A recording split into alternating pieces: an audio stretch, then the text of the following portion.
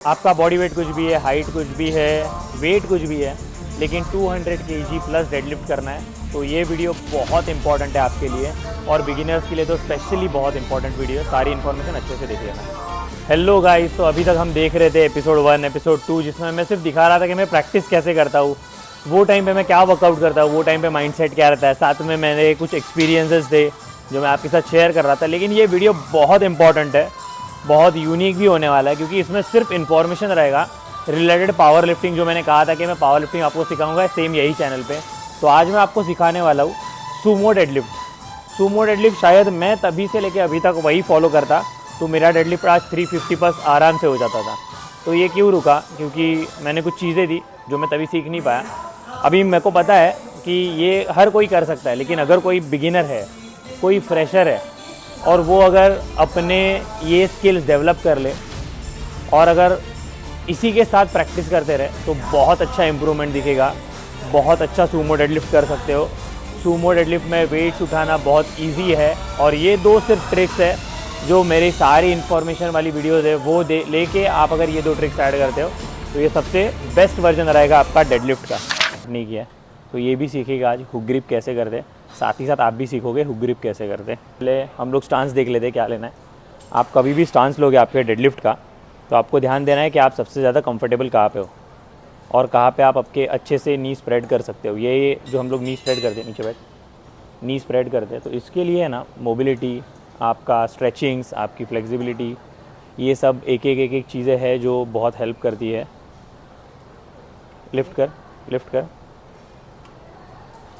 अच्छा स्ट्रेट। तो ये ग्लेन का स्टांस है। अब जहाँ पे बारबेल है ग्लेन का नी करेक्टली वहीं पे है।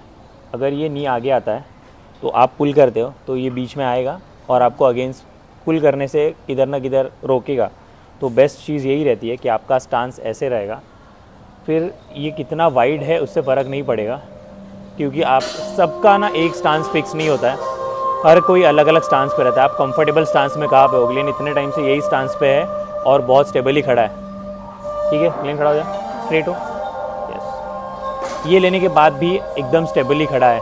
नी दोनों एक्सटेंड है, हिप भी एक्सटेंड है, पूरी बॉडी कंप्लीटली एक्सटेंड हो चुकी है। तो ये हमारा कंप्लीट लिफ्ट हो जाता है। तो ऐसे स्टांस में आप खड़े रह सकते हो। वही स्टांस खुद के लिए फिक्स करो जहाँ पे आपका नी आगे ना आए। मैं हर बार बोल रहा हूँ नी आगे ना आए। और जब भी आप नीचे जाओगे तो नी और टो लाइन अगर सेम ही है तो मसल का इन्वॉल्वमेंट सबसे ज़्यादा रहता है। ये चीज़ का ध्यान देना, ठीक है। तो ग्लेन भी रेडी है और मोबिलिटी वार्म अप सब कुछ हो गया है। हम पहले देखते हैं कि किस तरह से हुक ग्रिप करें। हुक ग्रिप करने का सबसे बेस्ट तरीका यही रहेगा। तो नॉर्मली सब लोग जब हुक ग्रिप करते हैं तो आपको सिर्फ इतना ही पोर्शन दिखाई देता है हुक ग्रिप का, लेकिन एक्चुअल में हुक ग्रिप कैसे होना चाहिए ये बहुत कम लोगों को ही पता है। तो हुक ग्रिप होता कुछ इस तरह से, मैं अभी साइड चेंज करके दिखाता हूँ। ये हुक ग्रिप का दूसरा साइड है जिसमें हुक ग्रिप कुछ इस तरह से रहता है, इसका इंटरनल साइड, ठीक है। लेकिन इसका एकदम सबसे बेस्ट तरीका क्या है कि आप हुक कैसे करो। कभी भी आपके जो ये 2 फिंगर्स है इसको अच्छे से प्रेस कर लो बारबेल के अंदर। जैसे आप ये 2 फिंगर्स को अच्छे से अंदर प्रेस करते हो कुछ इस तरह, और फिर थंब अंदर डाल के उसके ऊपर आपके फिंगर्स रखते हो, तब ये एक्चुअल में बहुत अच्छा इम्पैक्ट देता है और आपका हुक ग्रिप बहुत अच्छे से फिट हो जाता है। तो ये हुक ग्रिप करने का सबसे बेस्ट तरीका है कि आप आपके 2 फिंगर्स के बीच का जो करेक्ट ये स्पेस है थंब के एकदम नज़दीक, उसको बारबेल के ऊपर प्रेस कर लो और सेमली रोटेट करते हुए थंब को कवर कर लेना। जैसे ही थंब को कवर करते हो आपकी हुक ग्रिप एकदम अच्छे से सेट हो जाती है। नॉर्मली अगर आप जाके डायरेक्टली करोगे तो थंब तक सिर्फ ये लिमिटेड फिंगर्स ही है, देखो इतना ही ग्रिप होगा। अगर हम लोग डायरेक्टली जाके ग्रिप करेंगे तो अगर कितना भी प्रेस करके करूँ तो यही मैं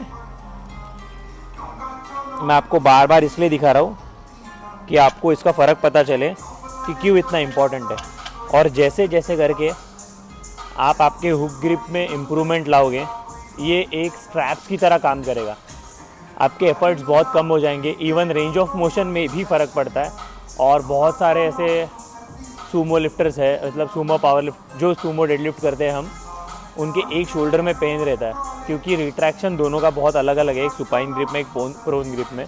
तो ये दोनों ग्रिप्स में हम लोग ऑल्टरनेट करते हैं, तभी शोल्डर पेन होना बहुत नॉर्मल सी चीज़ है कि एक टाइट होना नॉर्मल चीज़ है। और दूसरी बात ये है, अगर आप इसको इम्प्रूव करते रहोगे तो ये स्किल हर बार इम्प्रूव ही होते जाएगा। स्टार्टिंग में आपको पेन रहेगा, ये बहुत नॉर्मल चीज़ है, या कभी स्किन यहाँ का एकदम टफ हो जाना एकदम नॉर्मल चीज़ है ये सब। लेकिन ये स्किल अगर आपने डेवलप कर लिया तो सबसे बेस्ट ग्रिप रहेगी, आपके हाथ से बारबेल कभी भी स्लिप नहीं होगा। अपना स्टांस हर बार खुद सिलेक्ट करता है कैसे लेना है, जहाँ पे वो कंफर्टेबल है। अगर मैं जाऊँ तो मैं यहीं पे कंफर्टेबल रहता हूँ, फिर मैं नीचे जाता हूँ कि मेरा नी नीचे ना जाए। मेरा हाइट और ग्लेन के हाइट में डिफरेंस है और स्टांस भी अलग है, तो आपको ये ध्यान देना बहुत ज़रूरी है कि आप कहाँ पे स्टांस लेते हो, जहाँ पे आप कंफर्टेबल हो, जहाँ पे आपका हिल और आपका जो फीट है अगर ये बाहर भी जा रहा है तो आपका नी भी उतना ही बाहर जाए और आपको अच्छे से ग्रिप मिले। आप आपकी फीट को कुछ इस तरह से एक जगह पे लॉक कर सकते हो, ठीक है। और डेडलिफ्ट में जितने फ्लैट सोल शू रहेंगे उतना ज़्यादा आपका ग्राउंड से ज़्यादा कनेक्शन रहेगा और वो आपको हेल्प करेंगे। तो हम आते हैं सूमो स्टांस पे। ग्लेन ने अपना कंफर्टेबल स्टांस ले लिया है।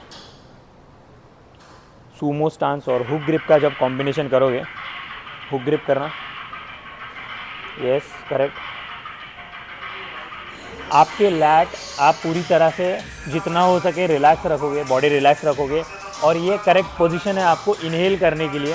आप ब्रीथ कंप्लीट इनहेल कर लो और सेम टाइम पे बैक का कॉन्ट्रैक्शन, आपके थाई का कॉन्ट्रैक्शन और लैट कॉन्ट्रैक्शन ये एंगेज करके जो मिड फीट पे आपका बारबेल है, सेम आपका शोल्डर वही लाइन में आगे आएगा move.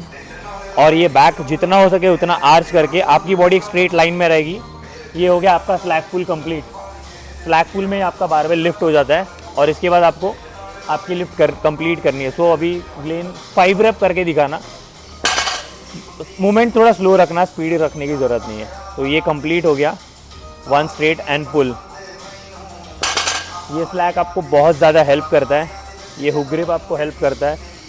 Comparatively conventional Sumo deadlift का रेंज कम है, लेकिन सूमो टफ है या कन्वेंशनल टफ है ये इम्पॉर्टेंट नहीं है। आप जिस चीज़ में प्रैक्टिस करते हो वो इम्पॉर्टेंट है, वहाँ पे इम्प्रूवमेंट आना इम्पॉर्टेंट है। और सूमो में अगर इम्प्रूवमेंट चाहते हो तो हुक ग्रिप उसके लिए बहुत इम्पॉर्टेंट है। तो ये दोनों का कॉम्बिनेशन बहुत अच्छा बनेगा और आपको सबसे बेस्ट वर्जन मिलेगा। तो मैंने तो बहुत लेट कर दिया, अब मैं या फिर और कोई भी एलीट पावर लिफ्टर है वो इतने इमीडिएट चेंजेस नहीं ला सकता। लर्निंग बहुत इजी है, अनलर्निंग एंड लर्न थोड़ा टफ पड़ता है। तो अगर आप फ्रेशर हो, डेडलिफ्ट जस्ट स्टार्ट कर रहे हो या एक लेवल के बाद किसी चीज़ का प्रिपरेशन कर रहे हो, ये चीज़ है जो आपको बहुत ज़्यादा हेल्प करेगी। तो आपका बेस्ट वर्जन अगर आपको चाहिए तो सूमो डेडलिफ्ट, ये स्टांस और मेरे सारे वीडियोस जिसमें मैंने दिखाया है कि क्या क्या टेक्निक्स यूज़ करें, ये आपको सबसे ज़्यादा हेल्प करती है सूमो डेडलिफ्ट में।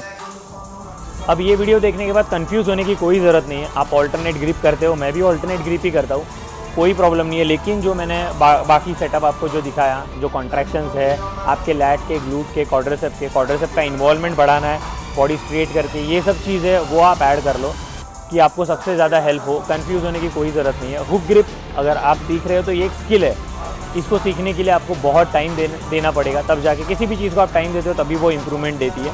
सेम हुक ग्रिप भी आपको टाइम देने के बाद ही आएगा। और एक कॉमन चीज़ आपको फेस करनी पड़ेगी, दैट इज़ थंब पेन। जो हुक ग्रिप स्टार्ट करोगे उसके बाद आपका थंब पेन भी स्टार्ट होगा। तो ये बहुत नॉर्मल चीज़ है, इसके ऊपर कोई अलग से आपको सोचने की ज़रूरत नहीं या कंफ्यूज होने की ज़रूरत नहीं है। हुक ग्रिप करते करते पेन स्टार्ट होगा और धीरे धीरे वो चला भी जाएगा। लेकिन अगर आपने ये डेवलप कर लिया, डेफिनेटली आपको हेल्प ही मिलेगा। अभी तक मैंने जो इन्फॉर्मेशन आपको दी उसको आपको रिगरसली वॉल्यूम ट्रेनिंग में ही करना है। आप 1 रेप मैक्स के लिए डायरेक्टली इसके लिए नहीं जाना, ये बिल्कुल वर्क नहीं करेगा।